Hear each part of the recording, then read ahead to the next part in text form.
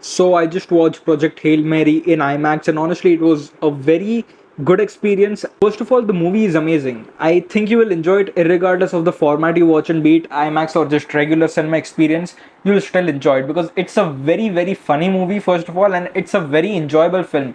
You are just in it. It is not something where you are kind of even disturbed for a second. You are literally in it from the point you start watching it, and you will just enjoy it till the end because that's what it is. And first of all, Ryan Gosling's, what do you say, character, his acting is brilliant. I mean, he just, anytime I see him in a movie, I'm just engrossed by his character. I'm just enlivened by it. I just see it and I'm like, wow, it is beautiful, it's amazing. And he kind of gives this vibe of playfulness to the characters he acts, and that kind of makes the viewing experience better.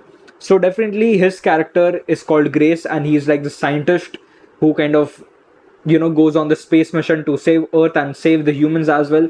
And then he finds this little rock friend who he names Rocky, and who's from some alien race. And so yeah, the thing is they have to kind of find a cure to these astrophages. So astrophages are like this alien, something very microbial, something on a cellular level that was kind of eating the sun or kind of consuming energy from it. So they had to kind of destroy it in their home systems, be it our very own solar system or the aliens solar system as well. So there was this one particular star system where they weren't as effective. So Ryan Gosling went there to find a cure, and they found this predatorial bacteria towards it. So they were able to kind of find a cure towards it.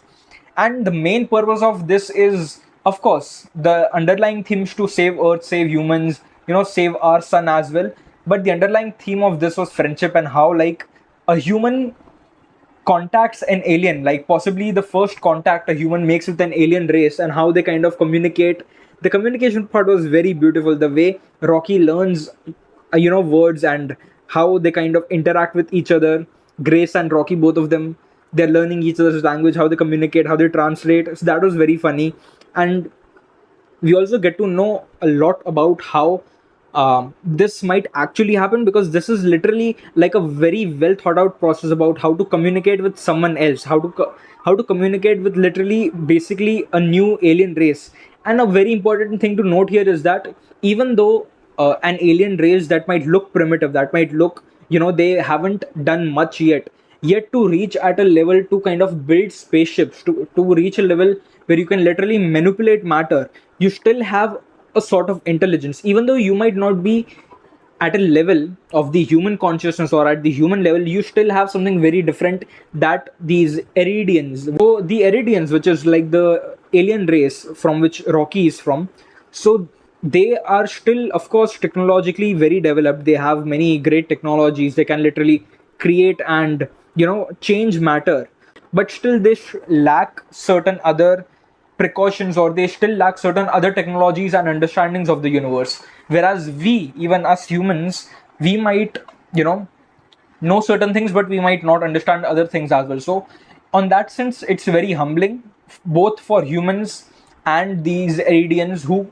can excel in something yet be not as same or as knowing in some other sense. So that was absolutely a good thing to understand, because yeah, it just showed us the fragility of, like, life, of how life actually works and how fragile life is. In fact, the entire of this movie was based on survival, how we humans wanted to survive, and that is why we have to go out there and search for a cure. Like, they literally sent all these scientists, including Grace, on like a suicide mission out there into the deepest edges of the universe, just to see if there is a cure towards it. Why is it that only this, what do you say, star is not infected by this astrophages? So that was great, amazing.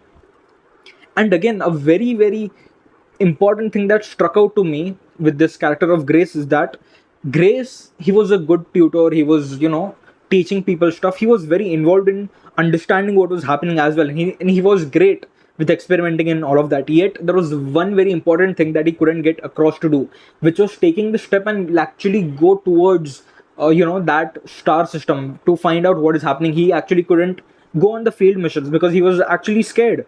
But then, of course, they kind of drug him and they just put him in there.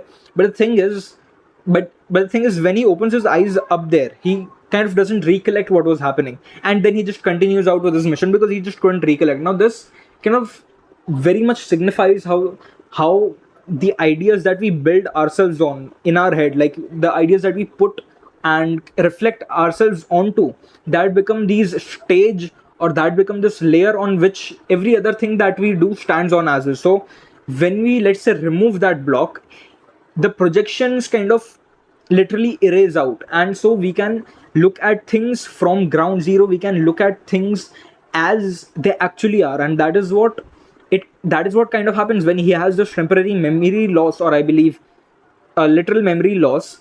He forgets what was happening to him before, and so he can only focus at the task at hand, which was literally seeing what these astrophages were, what they were doing, and how to kind of find a cure. He didn't take into his mind his scaredness. He didn't take into mind his, what do you say, his unwillingness to do it. So that is something very important, where you should look at things as they are, and to sometimes acts of service, sometimes acts of devotion to a higher purpose, to a greater purpose, require that sacrifice to kind of set aside your own scaredness, to set aside your own unwillingness to do things. And that was a very important part in here. And again, like the friendship between Rocky and Grace, that is beautiful. Like the only reason you should watch this is for their dynamic, it's for their relationship, how their friendship evolves in just this void of space to find a cure. And that is one of the most interesting things I've like seen.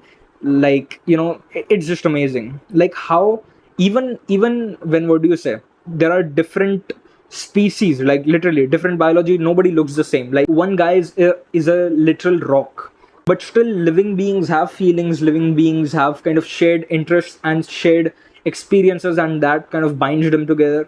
So it was great. Like, just go and watch this, it is super enjoyable. Watch it in any format, it will be great, because it's literally about friendship, it's about this dynamic. And of course, let's talk about the visuals. Even the visuals were great.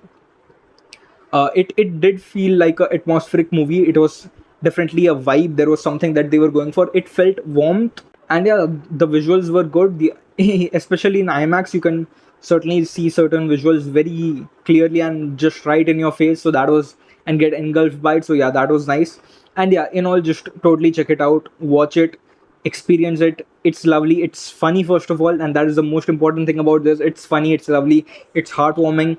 It kind of makes you feel home, even with this alien setting, even with this alien world, even with this coldness of space. So yeah, definitely check it out, man, it's interesting.